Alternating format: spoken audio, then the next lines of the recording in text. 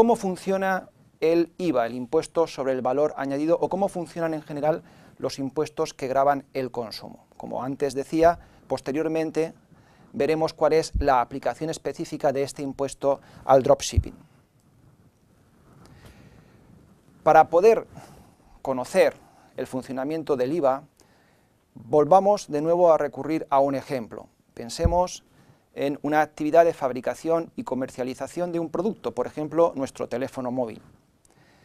Un fabricante obtiene el producto que es vendido a un comerciante, como se puede ver en el gráfico, y este a su vez lo transmite o lo vende a un consumidor final.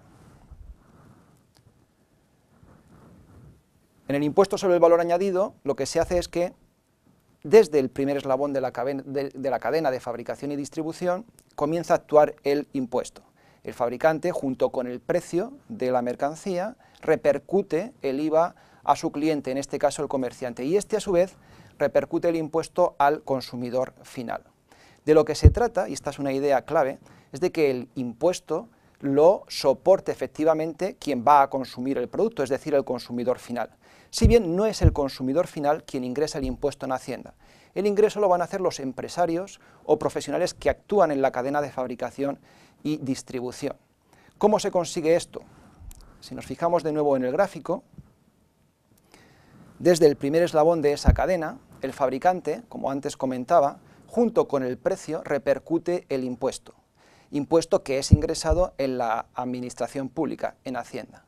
El comerciante, cliente de ese fabricante, soporta el impuesto y aquí, otro elemento clave, la administración de Hacienda le devuelve al comerciante el IVA que él le ha pagado a su proveedor. De esta manera el comerciante no soporta el impuesto, él se lo paga al proveedor, pero luego Hacienda se lo devuelve a continuación.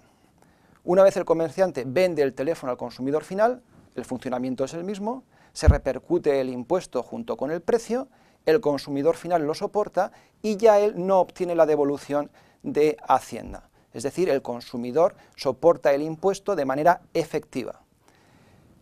El empresario no soporta el impuesto, como puede verse en el gráfico. Él se limita a pagar el impuesto a su proveedor, Hacienda se lo devuelve, cobra el impuesto a su cliente y lo ingresa en Hacienda. ¿Qué ocurre en el comercio internacional?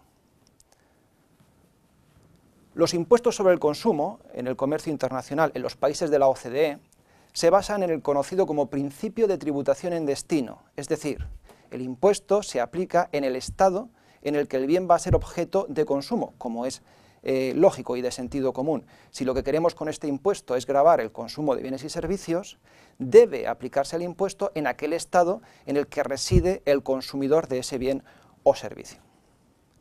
¿Cómo se consigue esto? En el caso del comercio extracomunitario, es decir, en el caso, pensemos, de una mercancía que viene de un país no comunitario para ser consumida en un país de la Unión Europea, la tributación en destino se va a conseguir a través del control aduanero.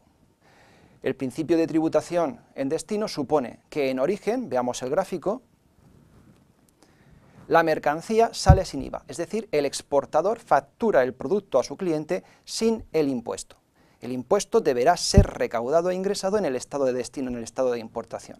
Y va a ser el importador el que en la propia aduana esté obligado a ingresar el impuesto. De manera que la mercancía no saldrá de la aduana con destino a territorio de importación si antes no se ha pagado, satisfecho el IVA correspondiente. En el ámbito intracomunitario, en el ámbito de la Unión Europea, como es bien conocido, no existen controles aduaneros. Las mercancías de bienes, el comercio de bienes, se produce sin ningún tipo de restricción aduanera o arancelaria. Hay que distinguir en este caso entre dos situaciones distintas.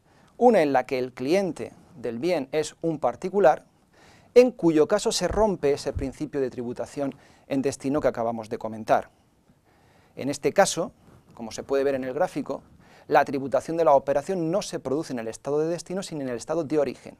El vendedor debe ingresar en origen el IVA de la mercancía, IVA que repercutirá en el precio al consumidor final, en este caso particular. Por el contrario, si el cliente es empresario o profesional, sí que se producirá la tributación en destino. Es decir, el IVA no se aplica en origen, sino en destino, como puede observarse en el gráfico.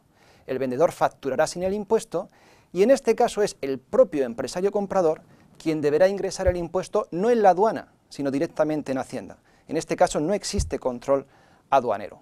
Eso sí, el IVA que el empresario ingresa en Hacienda le es devuelto al mismo tiempo, dado que, como antes comentábamos en la introducción, el impuesto no debe suponer un coste para el empresario. Este mecanismo es conocido como autorrepercusión.